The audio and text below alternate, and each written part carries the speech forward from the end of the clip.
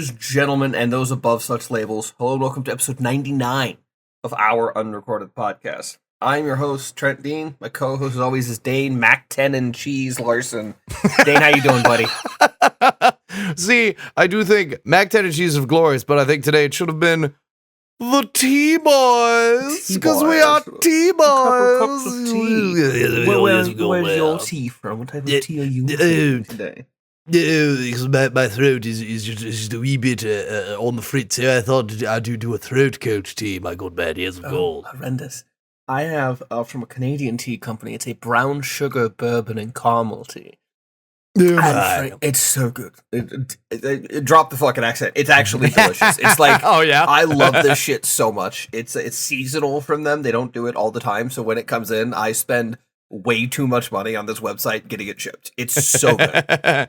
That sounds delicious. I love a good tea, man. I do. Yeah, it's like a darker, like it's a black tea. It has like a bit of a floral note, like not quite Earl Grey level, but almost.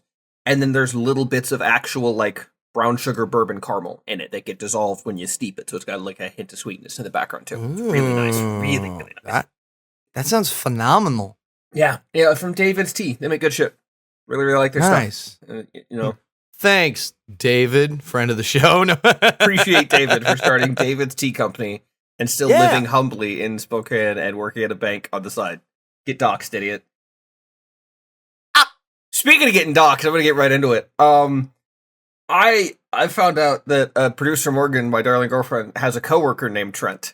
And he is Evil Trent because his last name is Bane. Man, brother, I thought you were going to say Bean.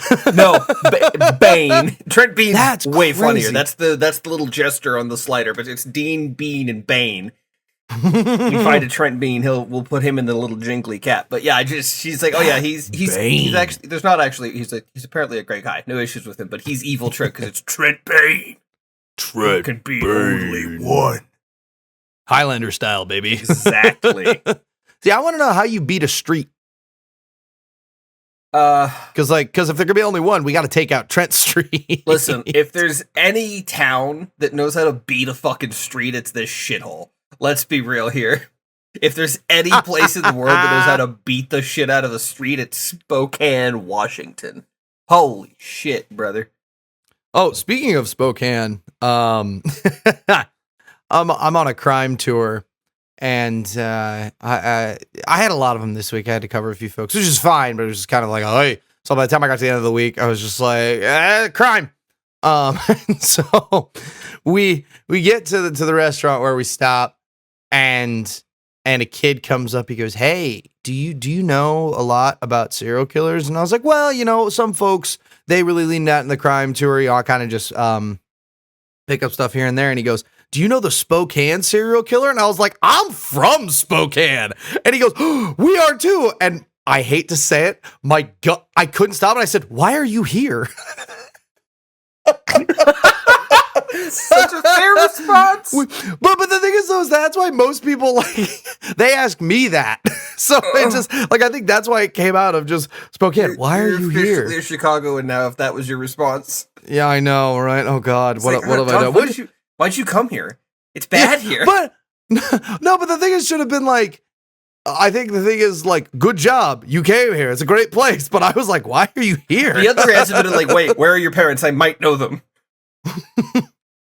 To dox those folks, they said they are living in Shoutout. I don't really know folks in Shoutout area. So, but that was very fun. Just, I was like, dude, fellow Spokanites, what's up? No. great to be here. Welcome to the big city.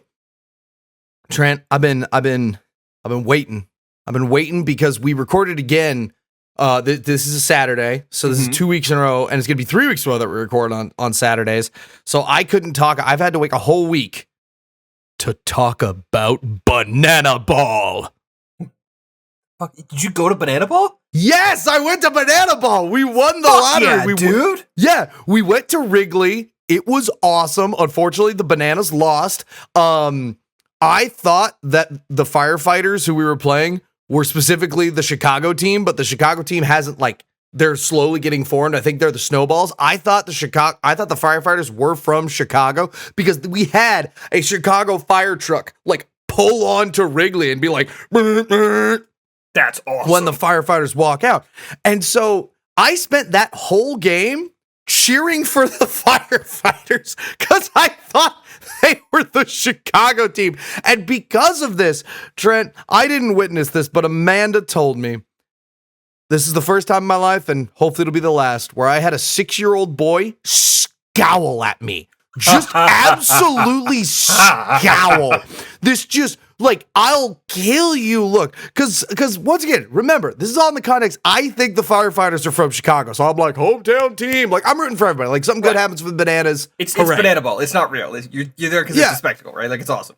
Yeah. It's having fun. And so something happens. I think it was like good for the firefighters, bad for the bananas, or like something where it was like just good for the firefighters. And I kind of go, woo, all right. And I'm gonna get, for those who are watching video, if you're just listening audio, you're gonna be sad because you're gonna miss this scowl. Because Trent, I'm gonna look the camera in the eye, and so I give a big old whoop and holler, and this is what the 6-year-old does. He's in front of me, and we're in like top right field too. Right. So it's like, you ready? You ready?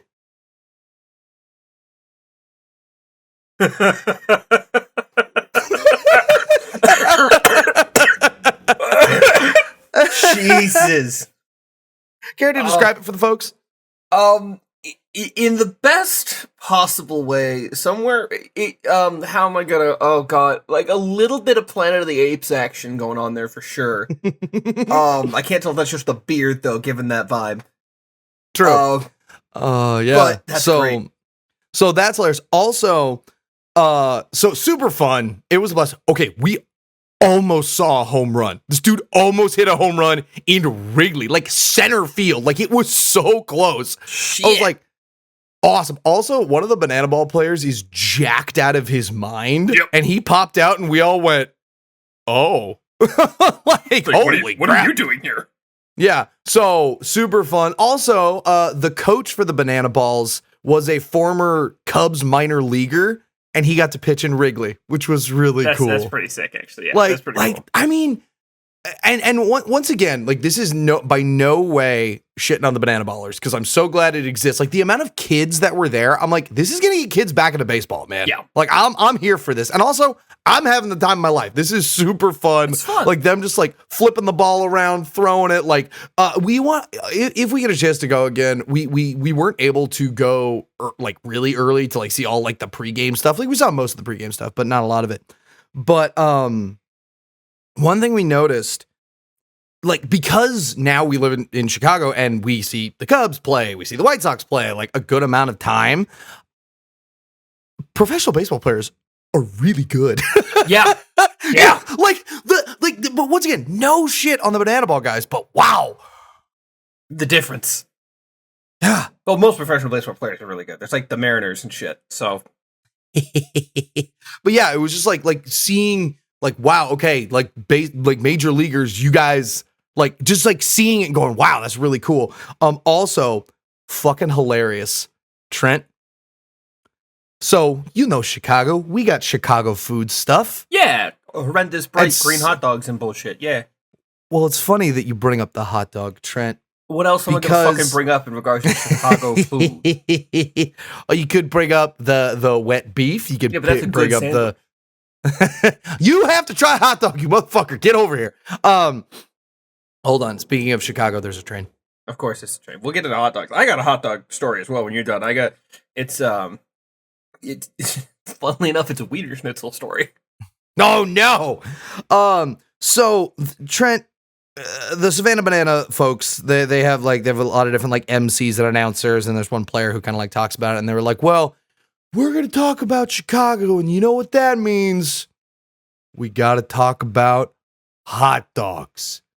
And what is the best condiment that goes on a Chicago dog?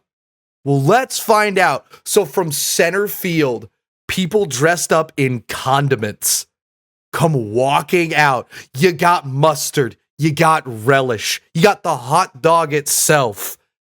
Did they have one other thing? They might have had one other thing, but then guess what comes walking out? Ketchup comes walking out, and everybody starts booing. And I looked to Amanda. I was like, please let ketchup be a fucking Olympic sprinter. I Ketchup to win. want Ketchup to be so fast, it's not even funny. Like, I'm like, come on.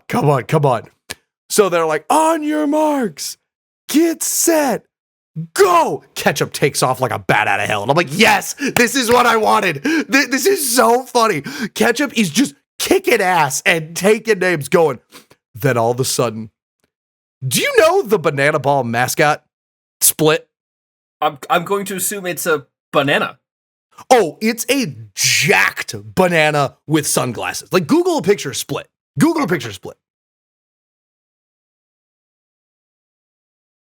Sorry for the oh my the god, silence, folks. He's jacked. He's incredibly jacked. He's incredibly jacked. With his shirt open like a banana slut. Yes. And Trent, do you want to know what happens as Ketchup is about to win the race? Split bodies him like we're playing hockey. He runs across the field and just goes, bam! And the dude gets hit hard. Like, he probably gets launched like a couple feet in the air, and Split fully just bodies this guy. And it was beautiful. It was awesome. And then a hot dog ends up winning. It lands on home plate, and then all the condiments pile on top of him to create a hot Chicago dog. But dude, just having Split body Ketchup, oh man. That's so good. It was beautiful to watch. And so, yeah, Banana Ball, I know shenanigans unfortunately happen for you, but hopefully you'll be able to one of these days. Yeah, because it was really fun. It was super fun. And the cool thing is they're like, they just want everybody to have fun. And like, honestly, one of the things is like the bananas, they're like, hey, we are out here. We want to win. Like, we're playing out here to try to win this game.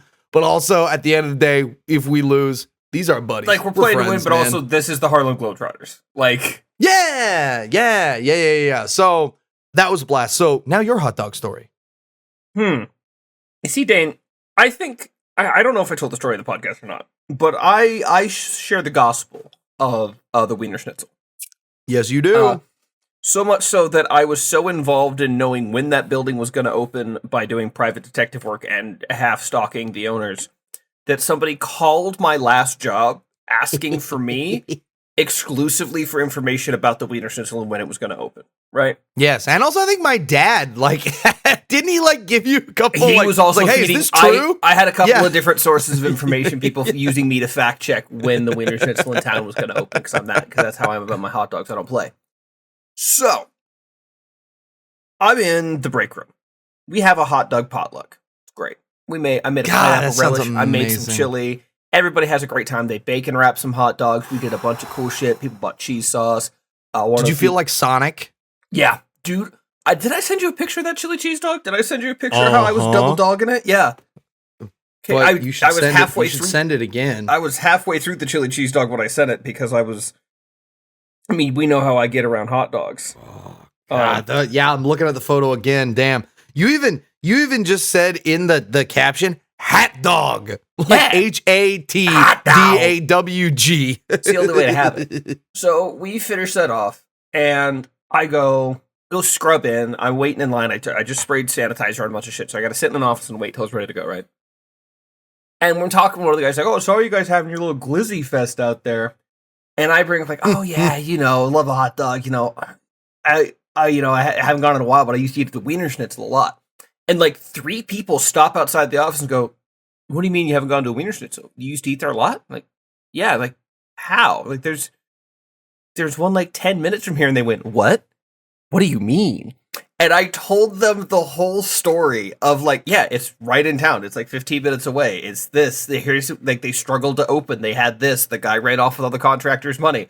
And told the story. And they all, like, gathered around and pulled up chairs around me in a circle, and I was preaching the gospel of Wiener Schnitzel to 3 people I'd never interacted with or met on line 2 before. They were like, "Thank you so much for telling us. Like, we thank you." Lisana Glizaib. Lisana Glizaib. Just me riding a hot dog through the desert Shai Halou, and it's just a bratwurst.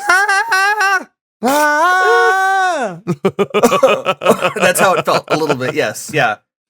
Oh my! Every gosh. so often that clip of him doing that speech in the Fremen language pops up, and I'm like, what if I just memorize that? What if I could just pull that out of my ass and just like at a bar or something, just pull that out? Like, just if I could just have the Lisa Al-Gaib speech in my pocket, just be like, Kakuli Kalkali, and just bust into that. I think it'd be great. That's awesome, man. Well, I'm glad you're spreading the good word of Wiener Schnitzel. Always spreading the good word of the Wiener Schnitzel. Hey, speaking of condiments, Trent, you're gonna be proud of me. I'm always. You're gonna be proud of me. Well, hi, thanks. That means a lot. That really does. Guess what I have decided to pull the trigger and do?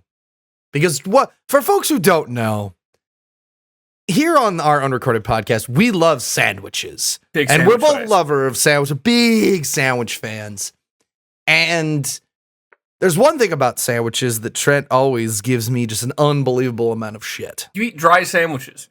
I don't always eat no cardboard sandwiches. You put turkey and cheese on room temp bread with no mayo, no bullshit, and you mow down on that fucking cottonmouth bullshit. And you go, so good and tasty. That's how you do it. You know I don't do dry sandwiches. You know that I've tried a plethora of sauces, of dressings, of condiments. And you still sometimes go, I don't want any of that. I'm putting bread and cheese and meat together, and there's not going to be no sauce on here at all. You have tried a plethora of things because you, like some fucking degenerate, go, you know what's, I'm not going to put mayonnaise on a sandwich. You know that condiment was basically invented for the sole purpose of making sandwiches easier to eat?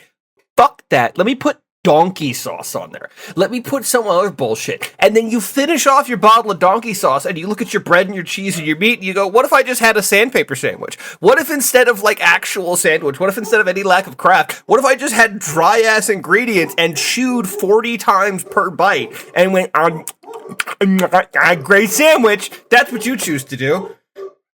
You even upset the dogs with that. See, they better get it all out of their system, Trent, because I think that's going to be the last time that you're going to be able to do that. Because, Trent, I have heard the rumblings. I've heard the rumors. I've heard whispers in the wind of a different type of mayo.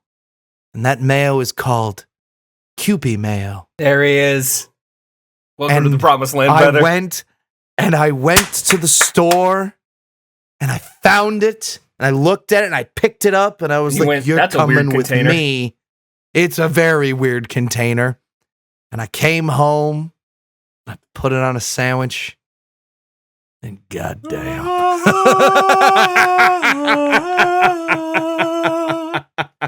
See, you get it.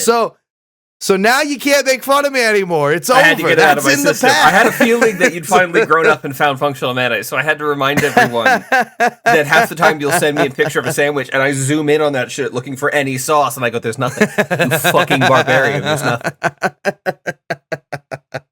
So I have been excited to tell you that, because, you know, it's here. It's there. It's every fucking where.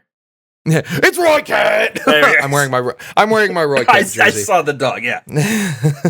Dane, yes. It is episode 99 of our podcast, approaching episode 100. Yeah, episode 100. Stop! I'm gonna episode 100. You shit-eating. I'm gonna have a loaded firearm next to me for our next recording. I swear to God, just in case. I don't. Episode 100. Hey, Trent, don't worry about it. I fucking need a Zoloft or something. Trent, this is ridiculous. You don't have to worry about anything, Trent. Episode 100. I've got it. You don't have to bring anything. You just have to show up. Stop it. You're good. Evil mastermind over here. So, I've been looking into other ways, like other content we can produce for the show, right? I've told you some of it, like, oh, we have a thing, like maybe we could do some gameplay videos. We could do this. And I thought would be a fun one. Tabletop Simulator. People like board games, right? We could play a little board game in Tabletop Simulator. And I was like, the best part of Tabletop Simulator is you can play one of those games, like long and drawn out and takes forever to finish, and you don't have to deal with the setup. and then you can Okay. just open it and play. And I thought to myself, well, what's one of those games? What's like a really long game? Dane, have you ever heard of the campaign for North Africa? Oh no! That game takes actual years, doesn't it? Oh, Dane, it is fully functional in tabletop simulator, subtitled "The Desert War." No one has ever finished it. No one has ever completed this game because if we played this game for 10 hours a day every Friday, it would take us 30 years. And you want to do that? No, I don't. I have no desire. God, you fucking maniac. I was worried. I was like, I know we want to keep this going, but jeez. I'm sorry, 3 years. 3 years.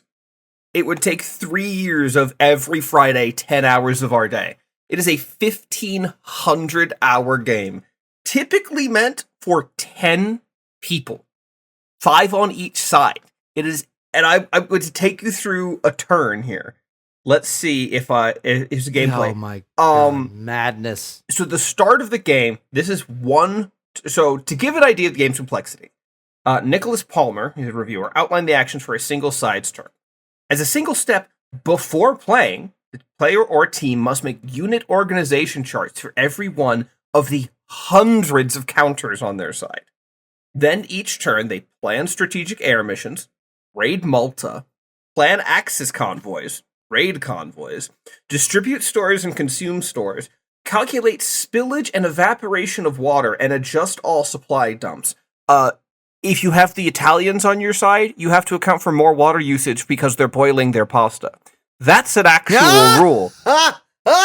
You determine initiative, determine the weather, hotter weather results in more evaporation of water, distribute your water, reorganize your units, calculate attrition of units short of water in stores, begin building construction, begin training, rearrange supplies, transport cargo between African ports, bring convoys ashore, deploy the Commonwealth fleet, ship repair, plan tactical air missions, begin air mission, fight, fire, flak, carry out mission, place land units, movements, move units, enemy reaction, move more units, combat, designate tank guns as deployed as forward or back, plot and fire barrages, retreat, secretly assign anti-armor units for close assault, fire anti-armor, adjust ammunition, deploy destroyed tank markers, carry out probes and assaults, release reserves, move rear trucks, begin repair of breakdowns, make patrols, repeat all movement and combat steps a second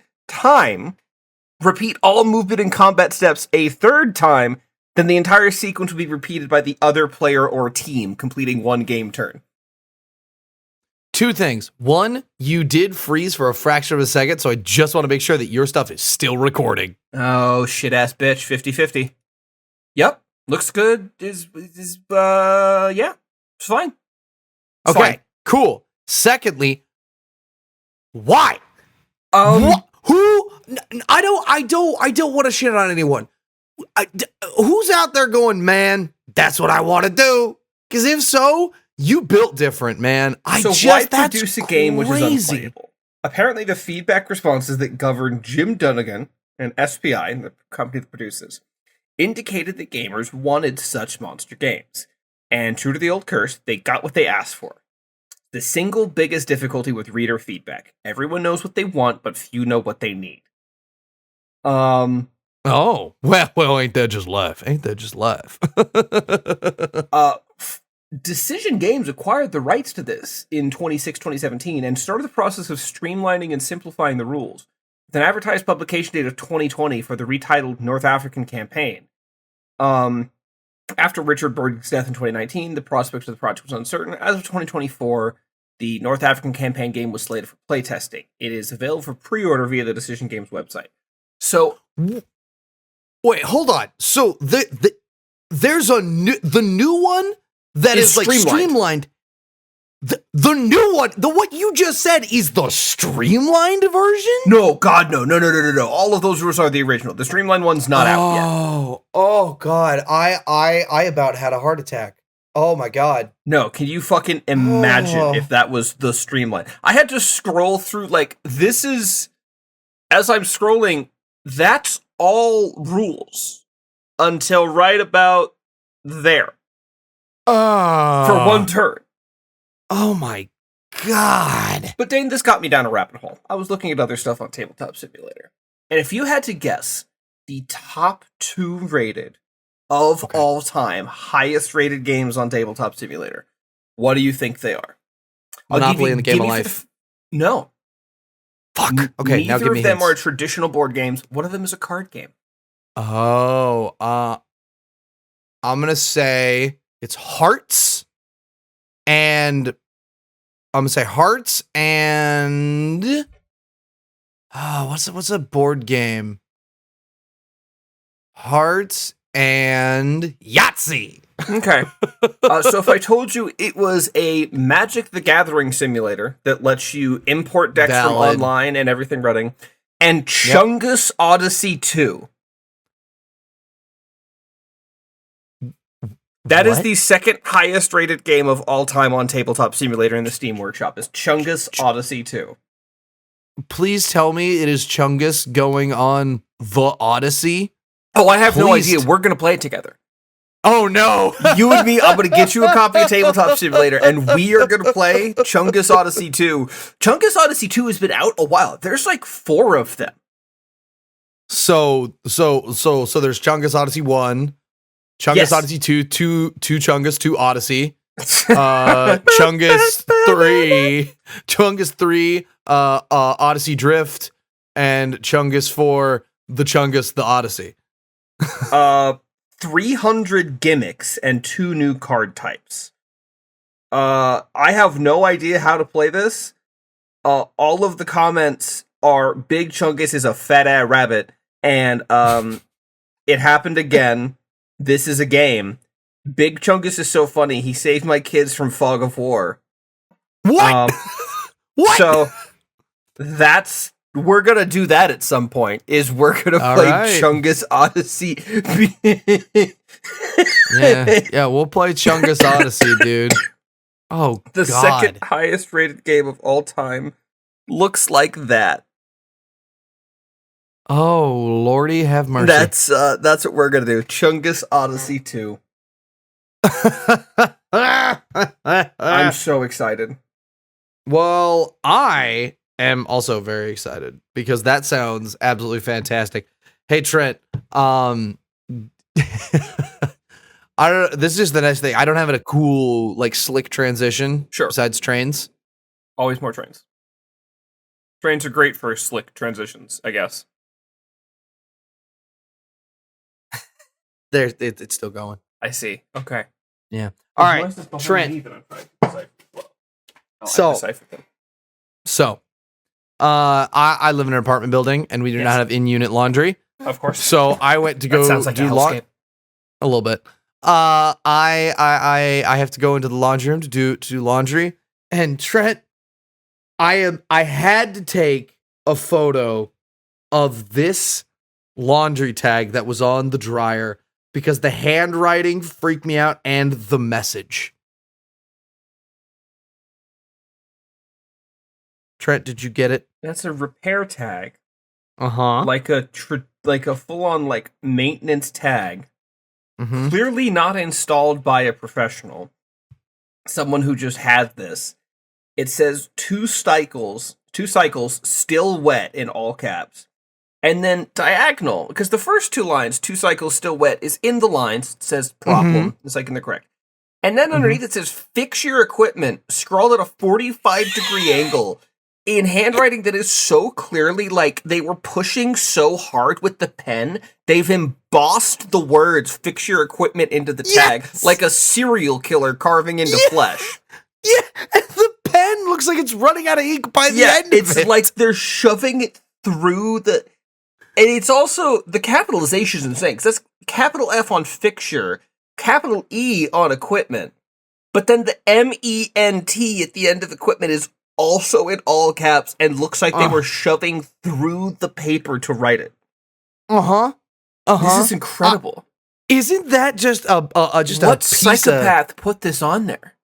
That's what I'm saying. There's so much story to this dryer tag, my guy. I want to put one of those on my fucking dryer. Also, just the fix your equipment. Here's the thing, man. I really appreciate that sentiment. I do. Here's the problem. That doesn't do anything.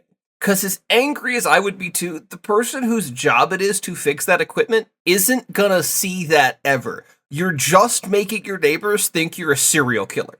That's all you've accomplished with this bright red tag. It's spooky. Because the landlord's not gonna use that dryer. The person who should be calling a repair guy isn't gonna go in the laundry and be like, oh my god, let me call somebody. No, you have to kick open his door with a gun and say fix it. That's how that works. They're landlords. So yeah, I just wanted to get into the weeds about the handwriting. Like, isn't there what is the study of handwriting? It's got a word to it. It's like, I don't fucking know. Hold on, let's Google this. Yeah, let's Google it. Study Let's Google it. Handwriting. Oh, Graphology or forensic document examination. See, we need to submit this to the person because, yeah, if we submit this, you're going to end up on an episode of Criminal Minds. I think the thing that gets me is the capital MENT at the end. Yeah. Like, that is...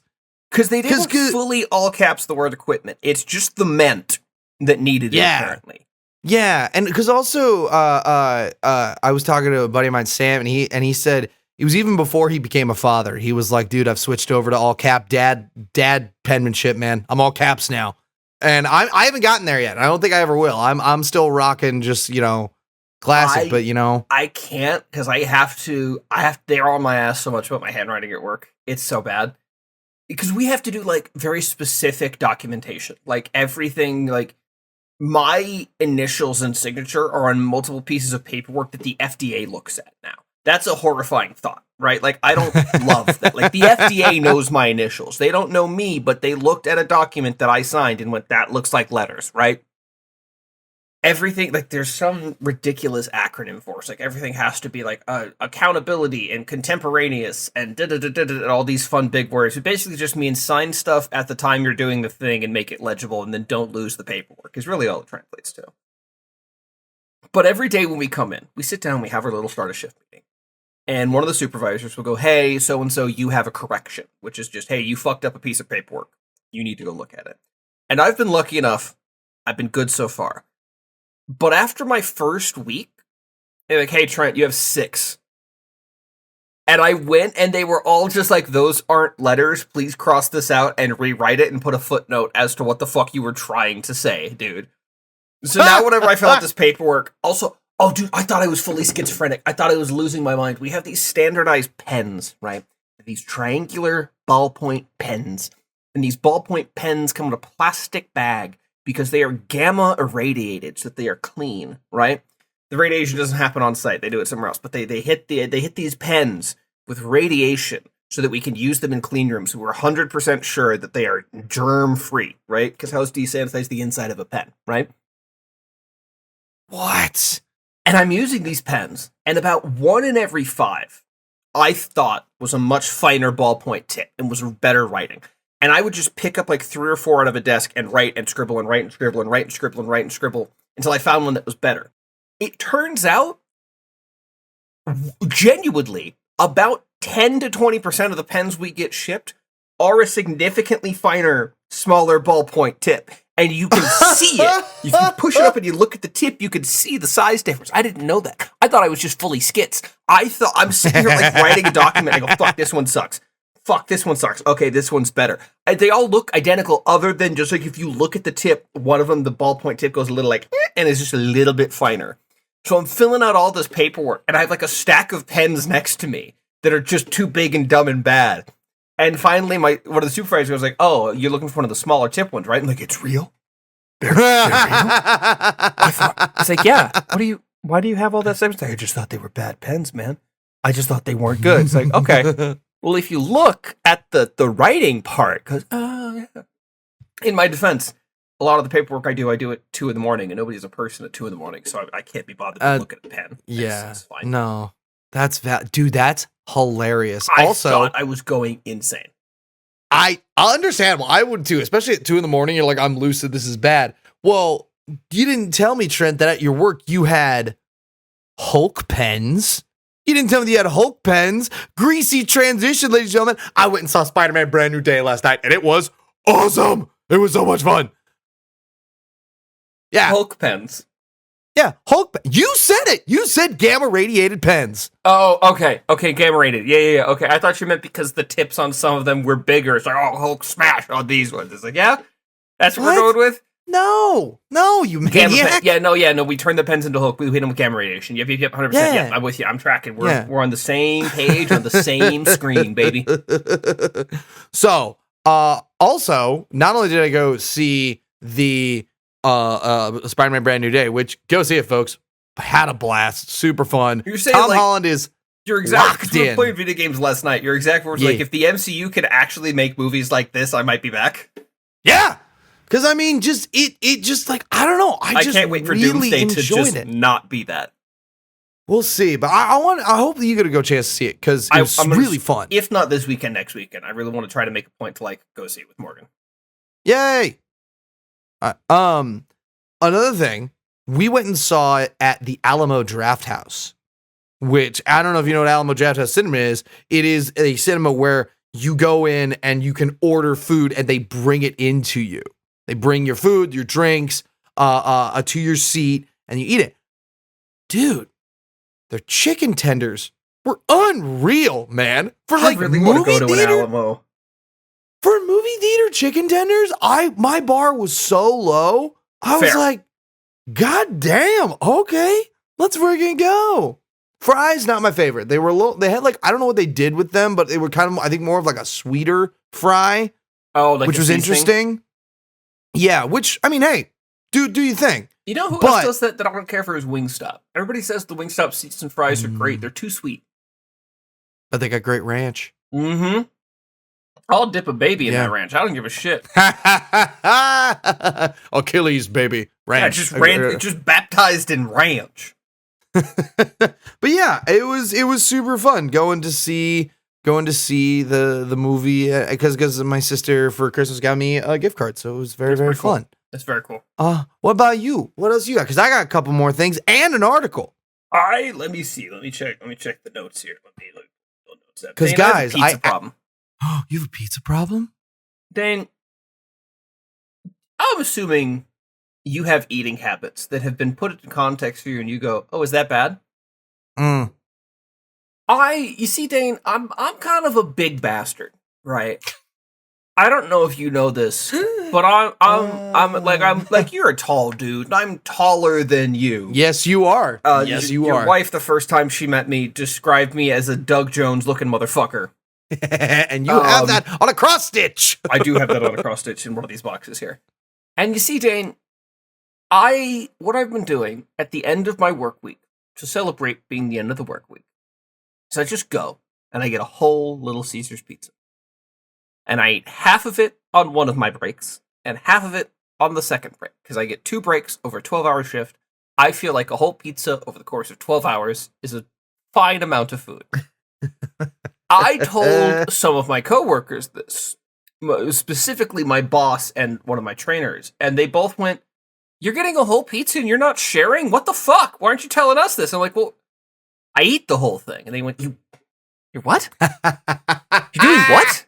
It's like, "Well, I eat half of it on one lunch break and half of it on the second break." And they go, but it's a whole Little Caesars pizza." I'm like, well, yeah, it's just one pizza. They were, "What do you mean it's just one?" I was like, well, sometimes if I'm hungry, I'll get like a breadsticks thing. She was like, "You eat a whole bag of breadsticks and the pizza?" I'm like, well, there's 8 breadsticks, 8 slices. You eat 4 breadsticks and 4 slices of pizza, and then you do that on your second break. That's like a meal. It's like fine. It's like a good amount. We do a lot of walking here. It's fine. And they're like, "Trent, are you okay?" I'm like, well, no, because I'll eat like half of it and I'll like eat it in my car because I don't want to eat a whole pizza in the break room. And they go, "You're hiding it?" And I had to stop telling the story because it did just keep getting worse, unfortunately. But yeah, I have a pizza problem, Dane. I didn't realize the depths to which my degeneracy began and the fact that it reached all the way down into... I mean, I'm not going to change. I'm going to continue to eat a whole fucking pizza. What are you going to do? What do you get? Like, what whatever toppings? they got hot and ready. I love the meme. The hot and ready is good. It's hot and it's ready. What's on? It's hot and it's ready. That's all I need. I just need to know that it's hot and it's there, and it's usually under $10, and that's all I need. Yeah. I'm a simple man. I mean, I can put away 4 slices of pizza. Yeah. And then you work for like 4 or 5 hours, you walk around, you carry stuff, you can put away 4 more. Yeah. I don't think it's a problem. I don't think the way you said that, it sounded like you were agreeing with me. You're like, yeah. You went up a couple octaves when you agree with that second part there. I don't know how I feel about that. I think it's fine. I think it's normal. I'm not keeping it crazy style. I'm not having them add. No. Okay, well, no, hold on. No, I think fine is okay. Normal, well, I don't know if I'd throw that one on there. Come on. It's not a whole Costco pizza to myself. It's not 4,000 calories and 800 grams of protein. Like, it's a relatively fine amount of pizza. It's also a small, like, Little Caesars are smaller pizzas. Yeah, it's like, it's like a, yeah. You don't sound confident in this. The more I say it, the more I feel like I need to go to pizza rehab. Because remember, there was a time when I was working at Total Wine, that I would just buy 20 frozen pizzas and just eat it every day because they were on sale for like $2.50 if you bought them in bulk. So I'd buy them in bulk and eat a frozen pizza every day. And it was worse then because I'd eat a whole frozen pizza on a 30-minute lunch break and then go back, and that was... Yeah. And about 10 minutes of that ended up being cooking and cool down time, too, because I'd start it before my break, and then I'd go in. So really, I was sucking down a whole frozen pizza in 20 minutes. And I did that a lot, working at the liquor store. That had to be worse for my health than the alcohol, right? Right? Surely that had longer lasting damage to my body than the amount of free liquor they gave me. Ew. Yeah. Speaking of salad, I'm gonna go get a salad after this. Be careful. Be careful. Oh yeah, no, I'll just shit myself. Fuck. Guess I'll go get a pizza. Darn. Now, speaking of kind of surprised reactions, Trent, you know me long enough to know that subtlety's not my big strong suit. No, you have the poker face of a 9-week-old golden retriever. Yeah. And also, like, I kind of just wear my emotions on my face. Well, yeah. I had gotten done with a double of, like, a tour, and then I was doing a standardized patient thing, and I got on the train. It came up before I could stop it. I got on the train and just went, oh, because there were 2 gals, each had 2 just, like, dining room chairs, and they were just on the train. And they were taken up just on like, thankfully it wasn't during like a rush hour period, otherwise I would have been more pissed. But it was just, they had just chairs, and they were just like, all right, we're moving our chairs. And like, if you don't have a car or you can't, that's the only way you got to move your chairs. But I feel bad because I went, oh, and they looked at me and I was just like, sorry. You can't just harass the citizenship like that, Dane. I wasn't harassing them. It feels a little harassing. Fucking. What happened? My chair bit me. What? What do you mean your chair bit you? There's like a... What the shit? There's like 4 staples sticking up in the arm of my left... Like, there's holes in the... Hold on a second. Oh. This is fucking... Hold on. I have to send you a picture of this. All right, I'm ready. See it. Here, let's see. Let's see what we're working with, But each of those indents that you can see, there is a sharp piece of metal sticking up from the arm of my chair. I just went to lean on my chair and I got like bam, bam, bam, bam, like combo breakered up my arm. What the shit? What? I got a elbow in my funny, or a staple in my funny bone. Fuck me. I'm so Too sorry. early for this shit. It is. For those listening at home, I've been awake I don't know, however long this recording is, at 15 minutes. And I slept for like 5 hours last night. Because we had to record in the morning, which is my fault. I scheduled this. This was my idea. It's not like Dane held me at gunpoint and went, "Wake up early, you bastard." Like, it's fine. I was going to go to a garage sale thing with some friends of mine later today, too, and I found out that started at 9 a.m., which is fucking very funny that I was going to be awake for that. But, that's still a night shift, and I had to, like, adjust the shades and move shit so that I wasn't just fully washed out like happened the last several videos we produced. Because it's the daytime, and I don't know how to function with the sun. I have two more things, Trent. If you're ready, if your funny bone's all right. Well, yes, I have one more. Okay. And I have one more. This is not my story. This is a mutual friend of the show, John Graham's story. Shout out to John. Everybody loves Johnny Boy. John lives in the middle of fucking nowhere, north of Seattle, near the Canadian border, to be closer to his Canadian wife. She's real. She just goes to another school. You don't know her. I've met her. She's lovely. But that story sounds so yeah, my wife who lives in Canada, but we're both struggling to get green cards for each other's country. So I just live north as close to the border as I possibly can so I can visit her often. It's actually very cute. They're a lovely couple. I'm very happy for them. But just my Canadian wife, who you've never met, except for that one time. She's real, I promise. I'm like, well, yes, of course, Judd. Yes, I'm very proud of you. Yes, of course. But he goes into Winco to purchase items. He's just picking up as one does. you go to a grocery store to buy things. He picks up a thing of toothpaste. And he hears over his shoulder, "Hey, you don't want that one." And he turns and he looks, and there's just a random girl he's never met, who he doesn't know, with her arms crossed, judging him. And his response is, "Are you judging my toothpaste?" And she goes, "Yeah, because it's wrong. Bang for your buck." Because it's wrong? Yeah. He says, "Bang for buck isn't what you need. This one helped me with my cavities." And she points to the Sensodyne Pro Enamel. Sure, man, whatever. 20 cents more expensive. And he goes, "Thank you?" And she goes, "Your wife will thank me." What? She will think you're hot and competent for getting good toothpaste. You're welcome. Ho! And in a complete like, one, how do you know he's married? Two, his response is, who are you? And she says, "You can call me the Tooth Fairy." And she leaves. So 50-50, John met the actual Tooth Fairy at the Winco in the middle of nowhere. I think John did meet the actual Tooth Fairy because that's the only explanation that makes sense. Who else? I'm pretty confident in public. There are things that I am knowledgeable about, that I am happy to intervene on a stranger's behalf. That level of conversation, I have to be dancing the edge of blackout drunk to speak to another human being that confidently. Some combination of a concussion and alcohol has to be required for me to look at something another person is buying going, "No, you're wrong, and your wife is going to thank me for telling you." Because I think for me, she'll think you're competent and hot. Yes. Hopefully she already thinks those things as he is married.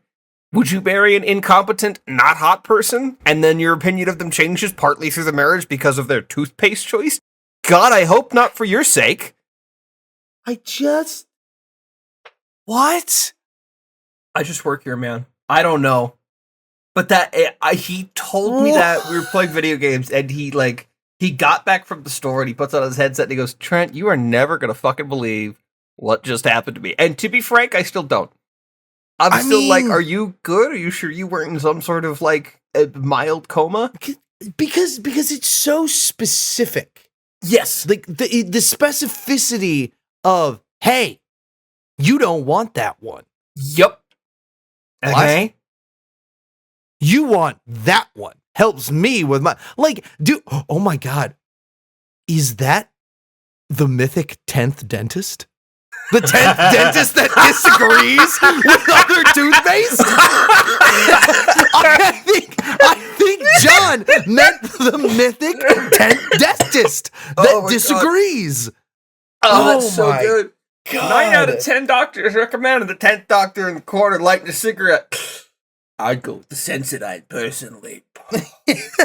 That's so funny. I mean, to be fair, it could be one of the same. The Tooth Fairy could be the mythic 10th dentist. Right, like, of course. we don't know. But oh god, I'm what crying. the That's so funny. like? I also so stupid. I have to have props to John. Just overall, props to John. But props to John because I don't know if I would have had the wherewithal to go, who are you? Like, that's such a great like, you question. would have been so stun-locked by the rest of the conversation. I don't know if I would have been able to ask for further clarification either. Because if... yeah. I don't know. That's just a level of confidence in public that just baffles. Like, good for her. I'm so glad you've got that going for you. I'm glad you're passionate about other people's enamel. If you're not already a dentist or dental assistant, perhaps seek a career change. It seems to be something in your heart that you care about. Did they seem inebriated? I don't know. I wasn't there. God. Wow. He was drunk in the toothpaste aisle in a Winco. The Tooth Fairy, obviously. Apparently the fucking Tooth Fairy. What the fuck? Yeah, man. Oh, wow. God, fucking put the Tooth Fairy and the parking lot guy in the same room and see what fucking happens. He's going to sell the Tooth Fairy parking lot. The Tooth Fairy's going to get him to brush his teeth. Wow, and then they'll fall in love, and it'll be great. And he'll buy all the dentist parking lots, and they'll live happily ever after. Wow. Yeah, man. What? The more I think about it, the more it just, like, absolutely floors me. To just get ambushed by a stranger, and the ambush amounts to brush your teeth different, idiot. God, yeah, once again, the confidence. The confidence is crazy. That's not like... I think we got to get John on here to do an episode. Because every so often he'll just text me his story and I go, what are you fucking talking about? Like, more has happened to John than I think anybody I know. Love that guy to death. We've been friends. He's like one of the only people in my life that like I've known longer than you. And the whole time, every time, like we used to joke like, oh yeah, John's dead because we haven't heard from him in 3 weeks. Somebody do smoke signals. And he'd come back in a group chat and be like, oh yeah, I was, my friend of my dad's invited us to go big game hunting in these mountains. So we did this and I disappeared. My phone broke and I had to do this. We had to eat this. Just fucking insane. Just one of those people that just blows my mind, all the shit he gets into. So. Wow. I'll probably have to send him a mic and teach him how to use Audacity. We can work on that. We'll get that sorted. We can figure it out, yeah. Speaking of confidence in public, not to nearly that level, but I love my wife. She's awesome. She's got confidence in public. Like, you know the meme of like, why do introverts marry loud extroverted women? Because someone's got to tell me to order the mashed potatoes. You're like, goddamn right. Like, I am an extroverted person, but I love Amanda so much because we're walking to the movie and we're right in front of Wrigley Field and we're trying to do a crosswalk because there's no game. Oh no, the game had already finished. So there were still people around and so they kind of open up the streets and a car, the light's already red and this motherfucker just like drives through the crosswalk and there's like at least 25 people. Jesus. And as the windows open, Amanda, as this guy was, she was like, way to go, dumbass. And as she says this, and I'm like, hell yeah, a dude walking the other direction from us just goes, let him know. You gotta let him know. That's awesome.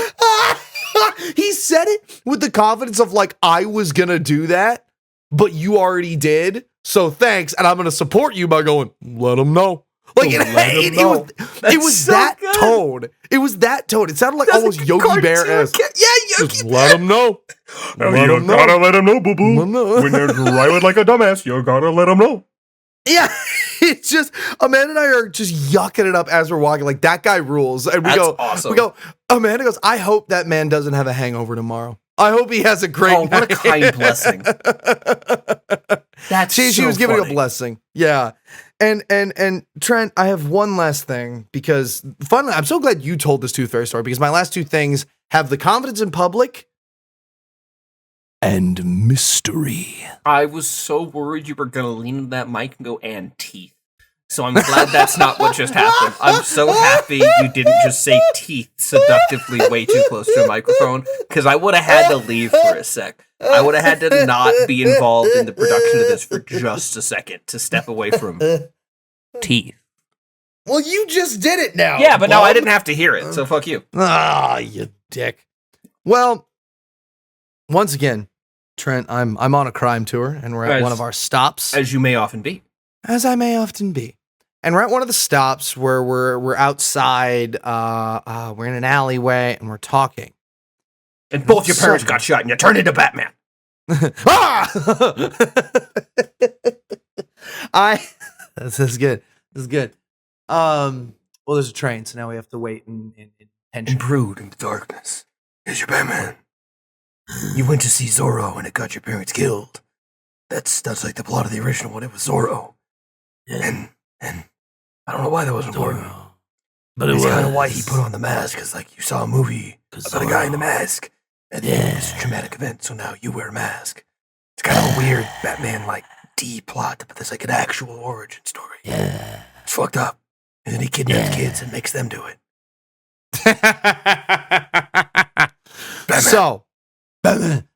So I'm in the alleyway. And I kind of am like turning back and forth to like see my whole people because I got a big crew.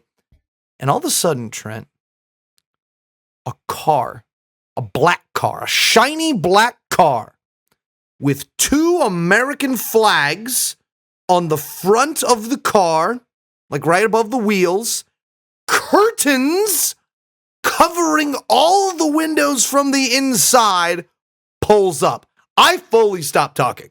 Yeah, that's the government. Because I'm half expected to see, I don't know, Obama walk out. Right, you know what I mean? Like, I don't know. And then the most generic family gets out. I have no idea who this person is. I see a dad, a mom, and a son, and he's probably 12. They get out, and they walk into a restaurant. You could have made a Batman there. Where was your firearm? That was your opportunity to make a Batman. You could have made the hero Chicago needed, but not the one they deserved. You could have done it, goddamn you, Dane. That was your opportunity. Oh, God, you're right. You should have shot that man. Why did you almost turned into Jerry Seinfeld? It's like that sounded like Jerry Seinfeld just a little bit. Oh, man, it's like the 17th time I've done that. Google Jerry Seinfeld 17.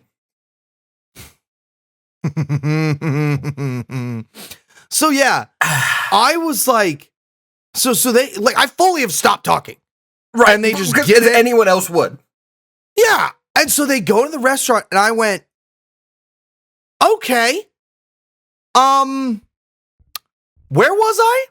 And one of the guys goes, "Do you know what embassies you have in Chicago?" And I go, no. Who does? I'm sorry. Yeah. Who's like, I've got some very good friends of mine that I will lovingly and to their face describe as turbo autists. None of them have embassies memorized. That's a degree I don't know if any person has. Like, that's crazy. What was the answer he was expecting? I should have said Wakanda just as like a bit. You know? But I got you on that one. Yes, the Wakandan embassy in Chicago. The somehow least racist subplot of the new Black Panther film. You look me in the face and tell me the new Black Panther film that they got announced. Because the woman who plays Shuri, who is not, we've all got, she's got her stuff going on, her anti-vax weirdness, is supposed to play the aunt. Spoilers for Black Panther 2 that came out 6 fucking years ago? Yeah. Long enough ago that I don't remember. Probably like 4. Sure, numbers and time and shit. Yeah, because 6 years would be 2020. It was after that. Anyway. Yeah. Time and shit. She's not an old woman. She's maybe 30. She's supposed to play the adult aunt of a now fully grown adult man who's been the new guy who's been cast as the new Black Panther. Yeah. He's a great actor. Very excited to see that. Time bullshit, bro. But I don't know. I just don't trust the MCU with the way they've handled every non-white character ever. They took away all of the Aztec, Mayan, or Southern American culture look from Namor. Not Namor. Namor? Namor. Namor. In the new Doomsday thing. Maria Rambeau from Captain Marvel, nowhere to be seen. Rhodey got sidelined. They brought back Steve, so Falcon, Sam got sidelined as the new Captain America. Ironheart wasn't marketed for shit, and that's gone. Luke Cage has been reduced to atoms. They've brought back everyone else in the Defenders universe except him. And I just, like, they did such a good job of representation for a brief minute there, and then they went, okay, we don't have to do that anymore. And it's just... Yeah. Disappointing. So, I don't know... Oh, and Storm! They're bringing back the fucking X-Men, and they didn't bring back Storm. They don't have Halle Berry. Like, what are we doing here? It's Halle Berry, come on. You're gonna bring fucking Gambit in from one-off Deadpool movie and not Storm, one of the most iconic faces of the X-Men trilogy that you're giving a sixth final goodbye to? Yeah. What are we doing here? Anyway. I don't know. But I don't know what that government car was. It was probably just like a random, like, senator, or just like a normal, just like some congressperson, or high enough up in government that they might get shot person who's like, I would like to go to a restaurant with my family today, so they needed a motorcade.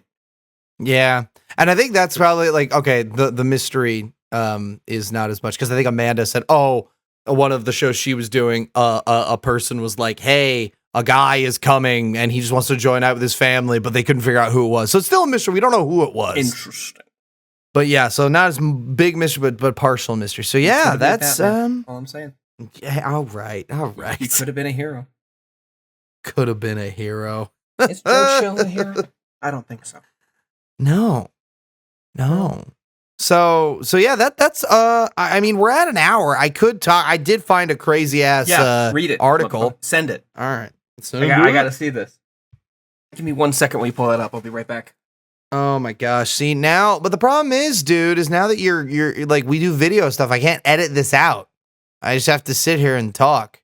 Trying to think. Okay, so wait. Oh no, he's gonna listen to this. I was gonna I was gonna do spoilers. No, not spoilers, but I was gonna talk more about Spider-Man, but he's gonna listen through this anyway. So I'm trying to think, what do I want to talk about? Thoughts on chicken tenders. Do we got a lot of chicken tender stands in the audience? Let me know. Get in the comments. Welcome back. Yeah, you finished slandering me? No. Okay. Excellent. Still gonna the whole article is just slander on you. That's fair. There's a couple of news outlets running smear campaigns on me right now. Are you ready? As ready as I'm gonna get. TSA finds stolen Civil War era cannonballs in a passenger suitcase in what airport, Trent? What city? What? No. Hold on, wait. I'm not gonna give you city. That's too hard. State. What state airport? I want to say this is either Virginia or Georgia. It's in the South because nobody in the Union is stealing cannonballs. This is a Confederate doing this. Because let's be real. A final answer? What are you thinking? Oh, it's gonna be somewhere stupider and more inbred though. Because like, you don't try to take cannonballs on a plane unless you're a Neth's son. I'm leaning Kentucky. Okay. Final answer, Kentucky. Unfortunately, it is Roll Tide, Alabama Damn it! Airport. Cousin fuckers united. I should have thought about it. Gulf Shores. I have to. Yeah, okay. I have to. Gulf Shores, Alabama, a TSA agent discovered a set of stolen Civil War era cannonballs in a passenger suitcase during a routine security screening at an Alabama airport earlier this month, law enforcement officials said. The Transportation Security Administration said in a statement Friday that the relics were discovered at Gulf Shores International Airport on July 18th after the agent observed what appeared to be a large opaque item inside the suitcase during an X-ray screening. When he opened the luggage, he found 5 small cannonballs wrapped in paper towels and notified a supervisor. I had never seen anything quite this unique, TSA agent Justin Dupree said in a statement from the agency, "I've seen inert grenades and training munitions, but never an Indiana Jones-esque stolen artifact type situation." No. That sentence alone. I'm assuming it'll get into it, but if these weren't stolen from a museum, those could still be, like, live. Cannonballs used to have, like, Civil War had explosives in them. If these weren't liberated from a museum, that could have been, like, an actual, like, hazard. Yeah. Okay. Like, what, I just... Man, this person probably went to, like, a special super airport jail, huh? I guess we gonna find out. The cannonballs, the largest, about the size of grapefruits and weighing as much as a shot put ball. Hey, I understood that reference. Were inactive and didn't contain any explosive material or active components, the TSA said. Still, cannonballs are artillery munitions and considered prohibited items on planes. Yeah. Yeah, no shit, dog.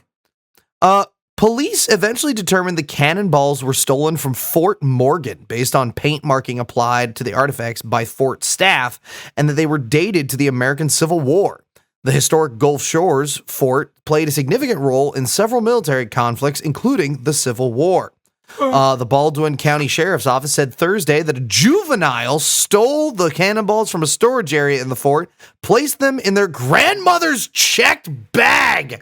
The grandmother told the officers she did not know they were stolen. Grandma, you just are okay with having cannonballs? Like, I thought she was like, I didn't know they were in there. Hiccup. Yeah. Not that they were stolen. My grandson put cannonballs in my luggage. I didn't realize he didn't pay for them. The fact that cannonballs in luggage, and you were like, well, I can still get on the plane. What? This is why I said it was a Neff, son. Spokespersons for Fort Morgan didn't respond to an email seeking comment. The sheriff's office said the institution declined to press charges, and the artifacts were returned to the fort. Hold on. You had someone break into your security area, steal from the museum, get that shit into the airport, and you're not even gonna get, like, community service on the little shit? You're not like what? He gonna do it again. Yeah. I do love this. We have comments. We usually don't go into the comments. We usually don't go to the comments. I'm going to give you all of them. We've got all 7. We've got up first. Some MAGAs just have to have the relic of the Confederacy at any price, I suppose. Ooh, yeah, probably. We've got things like this really tick me off. Throw the book at him. I think you should throw the cannonballs at him. Agreed. Forget the book. Just to see if he can dodge them all. This is my favorite one. Back in my day, when I put cannonballs in my grandmother's bag, she would ask, "Why, grandson, wherever did you get these cannonballs?" What plan? Now I say, grandson, where did you happen to come across these Civil War era relics? What planet are we living on when mystery cannonballs are not super out of place thing to be carrying for your grandson? Oh my god. Where? Why, grandson, wherever. Where did you manage to acquire these munitions, boy? Okay. God damn. Well, on that note. I've got 2 more, because they're funny. We've got, are you lost and drinking early today? Hey,